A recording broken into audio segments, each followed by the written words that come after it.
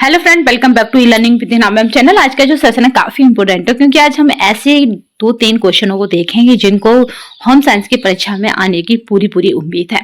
चलिए, तो यहाँ पे ऐसे महत्वपूर्ण अगर आपको कहें या फिर कहेंगे क्वेश्चन है जिनके रिपीटेशन होने की या कहेंगे जिनके आने की प्रबल संभावना बनती है।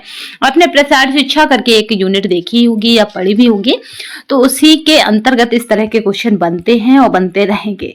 ठीक है, प्रसार शिक्षा, इसमें आपने एक यूनिट देखी होगी जिसको आपको एक्सटेंशन एजुकेशन जिसको कहा जाता है, उसमें आपने एक यूनिट देखी है और बड़ी भी है। उसके अंतर्गत इस तरह के क्वेश्चन बनते हैं क्योंकि ये जागरूकता से जुड़े होते हैं। ये किससे जुड़े होते हैं? बेसिकली ये जागरूकता से जुड़े होते हैं, यानी आप कितने अवेयर हैं जन समुदाय के लिए, यानी कितने अवेयर हैं आप आस पड़ोस के वातावरण को लेकर कि क्या घटनाएं घट रही हैं, आप उनसे कितने अपने आप को अपडेट रखते हैं। क्योंकि पिछली बार क्या हुआ था कि महिला आयोग की वर्तमान अध्यक्ष पूछ ली गई थी और ऐसा कहीं सिलेबस में कंटेंट में नहीं होता कि किसी भी आयोग के अध्यक्ष आपसे पूछे जाएंगे या ये। बट आपके प्रसार शिक्षा में क्या है कि हमें कुछ संगठन पढ़ने पड़ते हैं, ऐसे संगठन जो समुदाय विकास के लिए बनाए जाते हैं। जो क्या बनाए जाते हैं? सामुदायिक विकास के लिए बनाए जाते हैं, या समुदाय या कहें कि एक किसी क्षेत्र के एरियाज के लिए बनाए जाते हैं। तो इसी तरह महिला संगठन है वो केवल और केवल महिलाओं के लिए काम करता है, इसलिए वहां पर क्वेश्चन बन गया था। बट उसको वर्तमान में जोड़कर ये देखा गया था कि जो परीक्षार्थी हैं उन्हें वर्तमान में कितने वो अपडेट हैं, ये वहां पे देखा गया था। उसका तो वहां पे वर्तमान आंसर क्या था? रेखा शर्मा था। अभी जो वर्तमान में अध्यक्ष है महिला आयोग की, अभी हाल ही में गठित हुई है, अध्यक्ष बनाई गई है, तो वो आप हमें बताएंगे कमेंट बॉक्स में कौन है। तब कौन थी? जब आपका 2021 में पेपर हुआ था तब कौन थी? तो रेखा शर्मा थी, याद रखेंगे। बट अभी जो हाल ही में बनाई गई है उसको आप कमेंट बॉक्स में मुझे बताएंगे, और नहीं तो हम एक उसमें उसके महिला आयोग को पूरा कवर करेंगे कि किन किन एरियाज पे ये काम करता है तथा इसके होम साइंस में क्वेश्चन बनने की नेचर क्यों इतनी रहती है। तो चलिए यहाँ पे देखते हैं भारत में लैंगिक अपराधों, जो लैंगिक अपराध होते हैं, जेंडर वाइज जो अपराध होते हैं, लैंगिक का मतलब है, यहाँ लैंगिक का मतलब है जेंडर जो अपराध होते हैं, बालकों के संरक्षण अधिनियम जिसको आजकल क्या बहुत फेमस है वो है पॉस्को। ठीक है, बस शॉर्टकट में इसको पॉस्को कहा जाता है। इस तरह भी कहा जा सकता है, इस क्वेश्चन को देखिए इस तरह भी घुमाया जा सकता है कि भारत में पॉस्को कब से लागू हुआ, या भारत में पॉस्को क्या है, या वर्तमान में जो आपको क्या मिलता है, पॉस्को में क्या देते हैं, सजा देते हैं, वर्तमान में पॉस्को के अंतर्गत क्या सजा दी जाती है या क्या प्रावधान होते हैं। इस तरह से कैसे भी करके से घुमा सकता है, कैसे भी घुमा ले आप आंसर करके आएंगे। तो इसका अगर यहाँ पे जो क्वेश्चन की नेचर है उसको अकॉर्डिंग क्या हो जाएगा, भारत में लैंगिक अपराधों से बालकों का संरक्षण अधिनियम पॉस्को कब लागू हुआ था? जो लैंगिक अपराध होते हैं जेंडर वाइज वो है 2012 में। ठीक है, 2012 में ये लागू हुआ था। अभी क्या चल रहा है? 25 चल रहा है, तो करीबन ये आपका अपडेट नहीं है, बट फिर भी आपको ये पता होना चाहिए क्योंकि काफी मतलब ये काफी पॉपुलर है। भारत में जो लैंगिक अपराधों से बालकों का संरक्षण अधिनियम पॉस्को वर्ष 2012 में लागू हुआ था। इस अधिनियम में 18 वर्ष से आयु से कम बालक एवं बालिकाओं को सम्मिलित किया गया है। इसमें दोनों ही सम्मिलित हैं, याद रखिएगा। टेक मार्का में पास आने के लिए हो सकता है कि इसमें केवल बालिकाओं को सम्मिलित किया गया, बट इसमें बालक और बालिकाओं को सम्मिलित किया गया जिनकी इनकी वर्षायु क्या होगी? 18 से कम होगी। देन नेक्स्ट देखते हैं यहाँ पे, यह अधिनियम बच्चों को लैंगिक उत्पीड़न या फिर यहाँ पे किसी भी तरह की आप जेंडर वाइज उत्पीड़न करते हैं तो भी इसी में आएगा, प्लस उसके साथ ही आपका शोषण से सुरक्षा प्रदान करता। आप किसी भी प्रकार का उसका शोषण नहीं कर सकते जेंडर वाइज। तो यहाँ पे दोनों ही चीजें हैं, तो याद रखिएगा, उत्पीड़न भी है, शोषण भी है, इन दोनों से ही सुरक्षा प्रदान करता है। तो किसी भी तरह से आपसे क्वेश्चन बन जाए, यानी इसके उसको देख कर बन जाए कि किस से ये जुड़ा है, तो याद रखेंगे ये 18 से कम आयु के बालक एवं बालिकाओं को सम्मिलित करता है। इसमें ये लागू कब से हुआ है भारत में? तो 2012 से लागू हुआ है। इसका फुल नेम क्या है? तो ये है इसका बालकों का संरक्षण अधिनियम। तो ठीक है, इसको कहते हैं पॉस्को। तो यहाँ पे फिर इसका में क्या है, तो इसमें आप बताएंगे कि ये बच्चों को लैंगिक उत्पीड़न और शोषण दोनों से ही क्या करता है? सुरक्षा प्रदान करता है। यानी उत्पीड़न से भी करेगा, शोषण से भी करेगा, क्या प्रदान करेगा? सुरक्षा प्रदान करेगा। तो आई होप, उम्मीद है कि आप समझ गए होंगे। और किसी भी तरह से पूछ लिया जाए, ये पूछने के चांसेस बन रहे हैं। तो मैं कहीं रीड कर रही थी तो मुझे लगा कि होम साइंस में इस बार बन सकते हैं।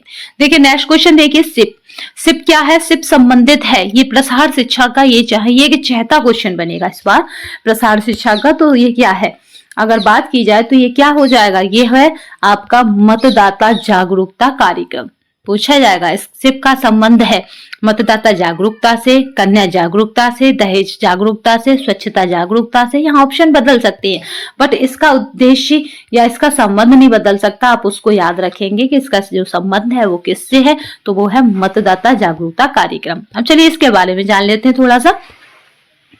ये क्या है, सिर्फ ये भारत में मतदाता शिक्षा, मतदाता जागरूकता का प्रचार करने, प्रसार करने एवं मतदाता की जानकारी बढ़ाने के लिए एक प्रमुख कार्यक्रम है।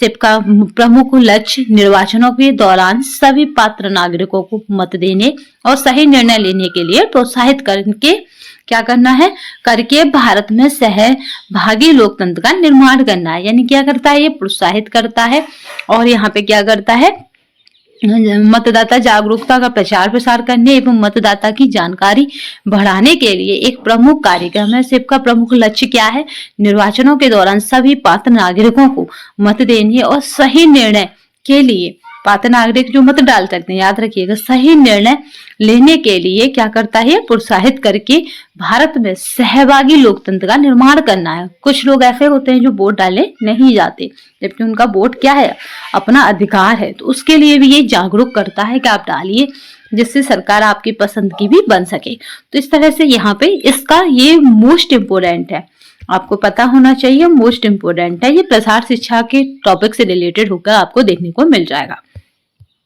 चलिए हमने इस पॉज को कर ही लिया। अब हम बात करते हैं परिवार कल्याण की, ये भी प्रसार शिक्षा का अंतर्गत है।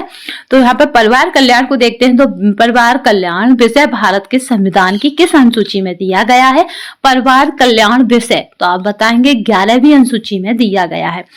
टोटल अनुसूचियों की कितनी संख्या है ये आप मुझे कमेंट बॉक्स में बताएंगे। तो टोटल अनुसूचियां ये भी बताएंगे कि जो मूल संविधान था उसमें कितनी अनुसूचियां थी, अभी वर्तमान में कितनी अनुसूचियां हैं। तो ये कौन सा परिवार कल्याण किस में है, 11वीं अनुसूची में है। ठीक है, वर्तमान में कितनी अनुसूची है, 12 अनुसूची है। परिवार कल्याण विषय भारत के संविधान की 11वीं अनुसूची में दिया गया है।